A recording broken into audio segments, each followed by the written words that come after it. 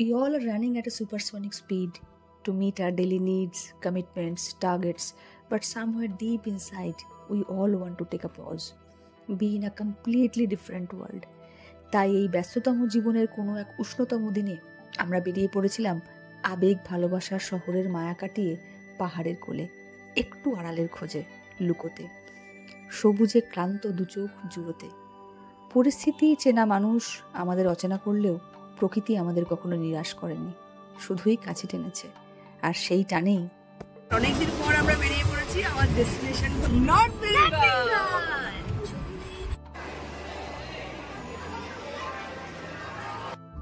দু চোখে প্রবল ঘুম আর মনে ততোধিক আনন্দ নিয়ে আমরাও ছুটে চলছিলাম ট্রেনের সাথে প্রবল গতিতে।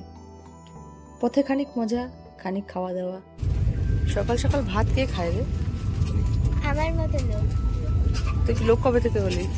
তুই তো বেবি। সকাল সকাল বেশ হেলদি ব্রেকফাস্ট দেওয়ার চেষ্টা করেছে। কি আছে এর মধ্যে? হ্যাঁ, এই জিনিসগুলো বেশ হেলদি, এটাও হেলদি। ব্রেকটা ঠিক আছে, চলে যায়। আমরা এখন ভার্সিটি ক্রস করলাম, এসি চিরিং এসিতে বসে আছি, সামনে খাবার চলছে, সুতরাং খাওয়ার মতো ছাপিয়ে পড়তে হবে। বাট ট্রেনের খাবার আমার ঠিক ভালো লাগে। আমার ভালো লাগে, বাই দ্য ওয়ে এদের কিছুই ভালো লাগে না, অ্যাজ ইউ উইল এক্সপেক্ট। পড়েছি এনজেপি স্টেশনে, এখন সেই ফেমাস ওভারব্রিজ। এখানে এলেই আমাদের মনটা ভালো হয়ে যায়। এটা দারুণ ঠান্ডা ঠান্ডা হাওয়া দেয়।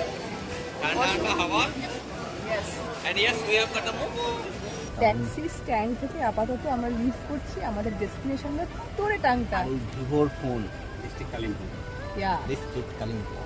আমাদের সাথে আছে দাদা। দাদার নাম কি? সঞ্জয় তামাং। আচ্ছা, একবার হাই বল দিজিয়ে ভিউয়ার্স को। সঞ্জয় তামাং দাদার গাড়িতে করে নর্থ বেঙ্গলের গভীর জঙ্গলের বুক চিরে আমরা এগিয়ে চলছিলাম গন্তব্যের উদ্দেশ্যে।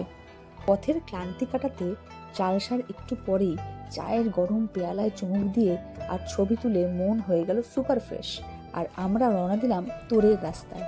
কিছু দূর যেতেই সঙ্গী হলো আকাশ ভরা কালো মেঘ, কখনো নদীর জল, হালকা বৃষ্টি, আবার কখনো ঘন কুয়াশা।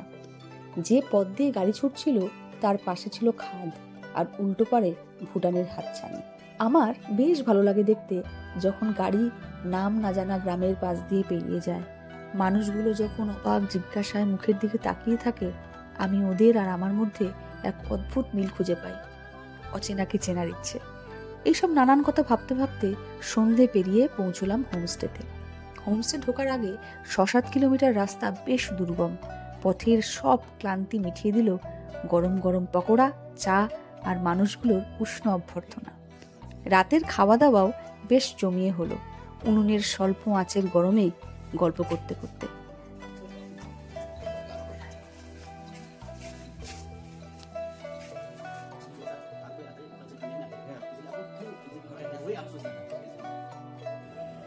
বাকি গল্পটা না হয় পরের দিনের জন্যই তোলা থাক। Until then, bye bye, stay right here, see you soon.